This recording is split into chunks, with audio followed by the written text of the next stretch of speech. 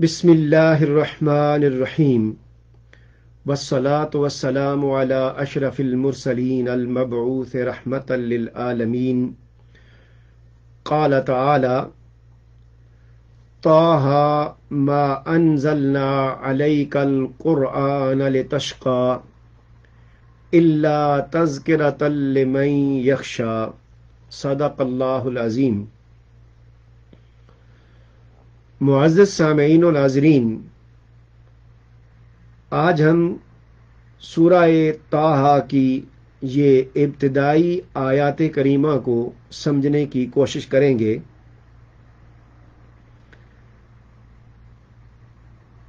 اس آیت کریمہ میں حضور نبی کریم صلی اللہ علیہ وآلہ وسلم کی شان کو بیان کیا گیا ہے، اور آپ صلی اللہ علیہ وآلہ وسلم کے پروردگار نے اپنے محبوب علیہ الصلاۃ والسلام پر انتہائی کرم نوازی کا اظہار فرمایا ہے۔ معزز سامعین و ناظرین، اس آیت کریمہ کا مفہوم اور ترجمہ یہ ہے، طٰہ، یہ چونکہ حروف مقطعات میں سے ہے، اس کا حقیقی معنی اللہ تعالی اور رسول اکرم صلی اللہ علیہ وآلہ وسلم ہی جانتے ہیں۔ اس کے بعد آیت کریمہ ہے ما انزلنا علیک القرآن لتشقى، کہ اے محبوب مکرم، ہم نے آپ پر قرآن اس لیے نازل نہیں فرمایا کہ آپ مشقت میں پڑ جائیں، الا تذکرۃ لمن یخشی، مگر اسے اس شخص کے لیے نصیحت بنا کر اتارا ہے جو اپنے رب سے ڈرتا ہے۔ معزز سامعین و ناظرین، اس آیت کریمہ میں اللہ کریم نے بڑے پیار بھرے انداز اور لاڈ سے اپنے حبیب مکرم صلی اللہ علیہ وآلہ وسلم کو مخاطب فرمایا ہے اور ان کی دلجوئی کی ہے۔ مفسرین کرام نے اس آیت کریمہ کے شان نزول کے حوالے سے کچھ اقوال بیان کیے ہیں۔ ان میں سے ایک قول یہ ہے کہ یہ آیت کریمہ حضور نبی کریم صلی اللہ علیہ وآلہ وسلم کی نعت ہے، اس میں آپ کی شان ظاہر ہو رہی ہے۔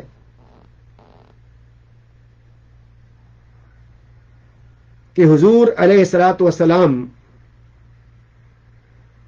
اللہ تعالی کی بندگی اور عبادت کے لیے، اللہ تعالی کی اطاعت میں اس کی خوشنودی کے لیے کثرت سے عبادت اور ریاضت کرتے تھے، اور خاص طور پر آپ صلی اللہ علیہ وآلہ وسلم راتوں کو قیام فرماتے تھے، اور رات کو قیام فرمانے سے مصلی شریف پر کھڑا ہو کر عبادت کرنے کی وجہ سے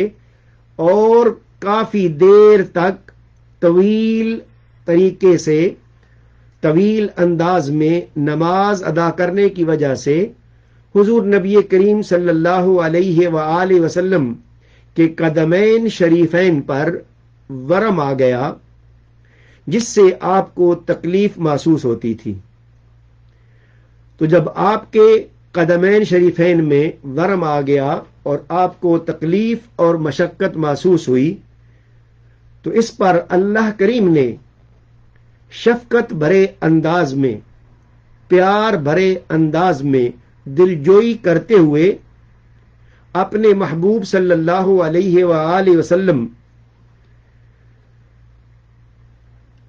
کو مخاطب فرمایا اور اظہار فرمایا کہ محبوب، یہ تیرا مشقت میں پڑنا،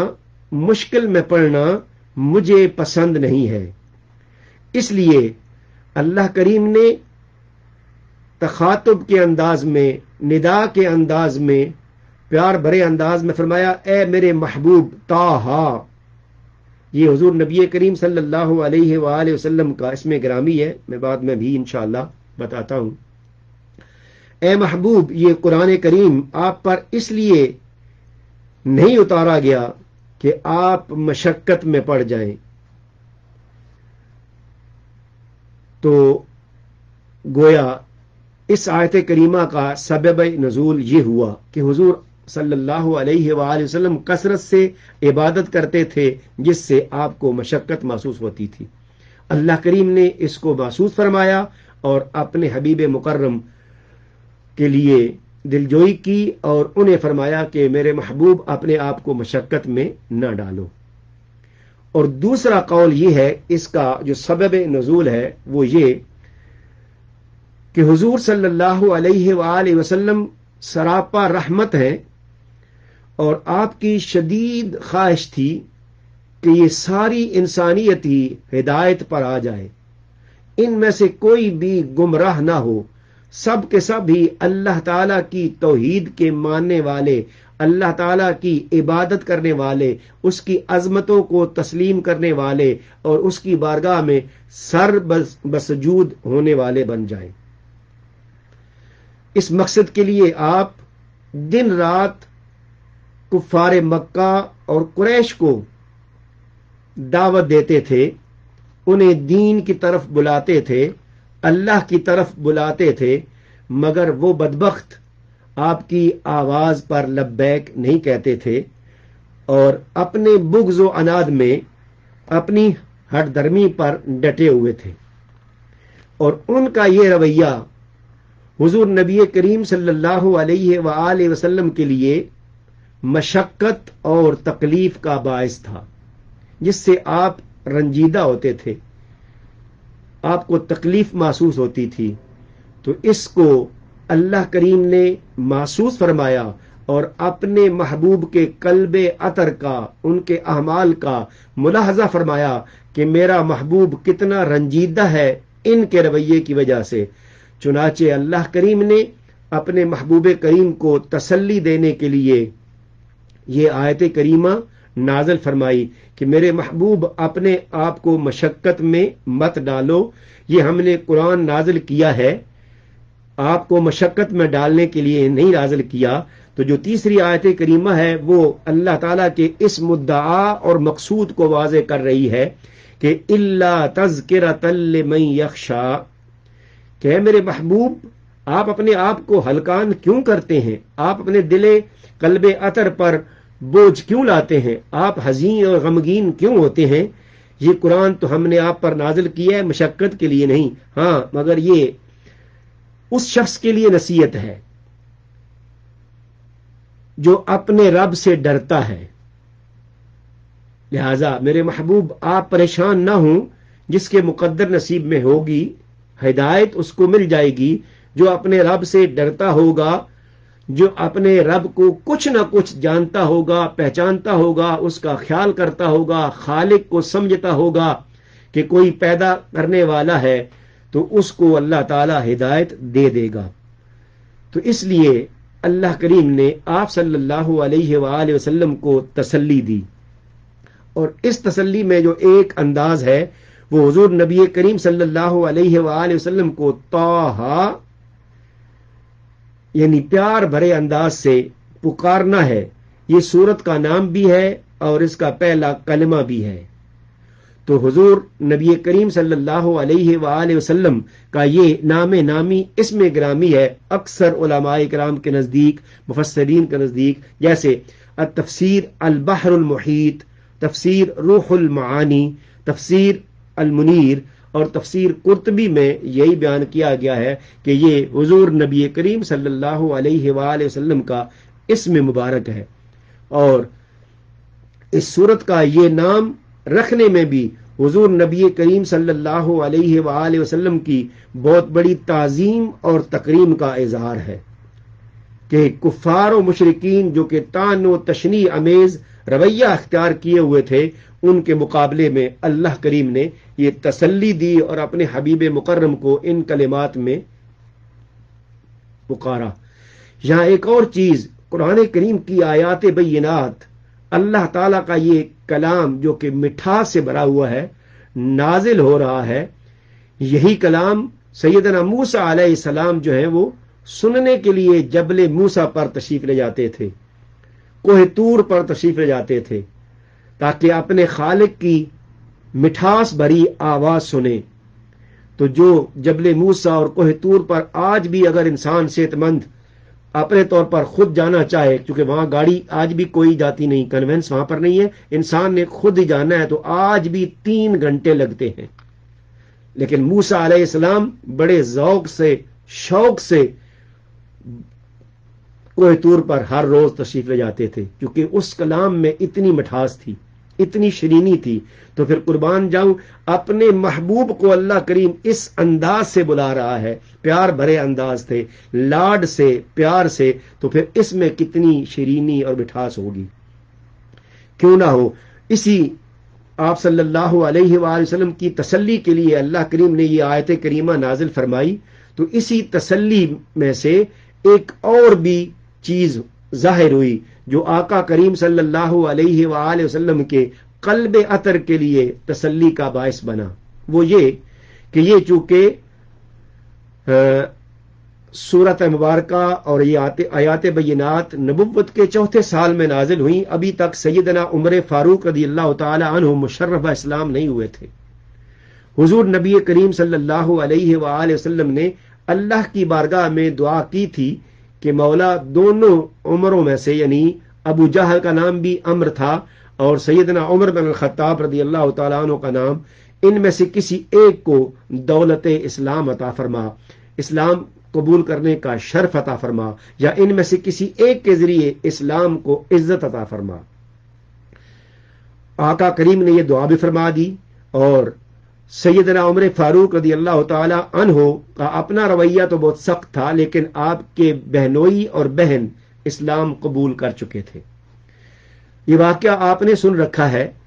میں اسی چیز کو بیان کروں گا جو اس آیت کریمہ سے متعلق ہے۔ چنانچہ سیدنا عمر فاروق رضی اللہ تعالی عنہ اپنی بہن کے گھر کے پاس سے گزر رہے تھے، یا اس مقصد کے لیے آئے تھے کہ کسی نے ان کو بتایا تھا کہ اپنی بہن کی خبر لو۔ تو جب اپنی بہن کے گھر آئے تو راستے میں ہی آپ نے قرآن کریم پڑھنے کی، قرآن کریم کی تلاوت کی آواز سنی، اور جو ہی وہ گھر داخل ہونے لگے، آپ کی بہن اور بہنوئی کو پتہ چل گیا کہ یہ حضرت عمر آئے ہیں۔ چنانچہ انہوں نے قرآن کریم کی وہ لوح، وہ تختی اٹھا کر سائٹ پر رکھ دی اور خاموش ہو گئے۔ سیدنا عمر فاروق رضی اللہ تعالی عنہ نے ان سے پوچھا کہ آپ لوگ کیا پڑھ رہے تھے، آپ لوگ کیا کر رہے تھے؟ انہوں نے کہا ہم کچھ نہیں کر رہے تھے۔ تو اس پر آپ نے اپنی بہن کو تھپڑ مارے، جس سے آپ کے جسم عطر سے خون بہہ نکلا۔ جب ان کے جسم عطر سے خون بہہ نکلا تو سیدنا عمر فاروق رضی اللہ تعالی عنہ چونکہ بھائی تھے، تو بھائی کی شفقت کی وجہ سے برداشت نہ ہوا، پھر آپ نے اس کو پیار سے پوچھا کہ یہ کیا تھا، تم کیا کر رہی تھی، مجھے دکھاؤ تو صحیح تم کیا کر رہے تھے۔ تو جب آپ کی بہن نے محسوس کیا کہ سیدنا عمر فاروق رضی اللہ تعالی عنہ اب بڑے سکون اور پیار سے مانگ رہے ہیں، تو اس نے عرض کی چونکہ آپ ناپاک ہیں، اس لیے قرآن کریم کو آپ ہاتھ نہیں لگا سکتے، چونکہ فرمان باری تعالیٰ ہے لا یمسہ الا المطہرون، کہ قرآن کریم کو مس صرف جو پاک لوگ ہیں، جو طاہر ہیں، وہی کر سکتے ہیں۔ چنانچہ اس نے سیدنا عمر فاروق رضی اللہ تعالیٰ عنہ کو عرض کی تو آپ نے غسل بھی کیا، وضو کیا۔ جب آپ نے وضو کر لیا تو آپ کی بہن نے وہ آیات بینات جو آپ تلاوت کر رہی تھی آپ کو پیش کر دی، اور وہ آیات یہ سورہ طٰہٰ کی پہلی آیات کریمہ تھیں۔ ان کو سیدنا عمر فاروق رضی اللہ تعالی عنہ نے دیکھا اور دیکھ کر پڑھا، اور پڑھنے کے بعد आपने जब ये आयत पढ़ी, तौहा मा अनजलना अलैकल कुरआन लितश्का इल्ला तज़किरतल लिमन यख्शा, ऐसा कलाम आपने ना कभी सुना था ना कभी देखा था। ये आयात बय्यिनात पढ़ने की देर थी, आपके कल्बे अतर पर असर हुआ, तो इतने मुतासिर हुए कि आपने अपने तासुर का फौरी तौर पर इजहार फरमाया और अपनी बहन और बहनोई से कहा कि ये किस कदर हसीन कलाम है,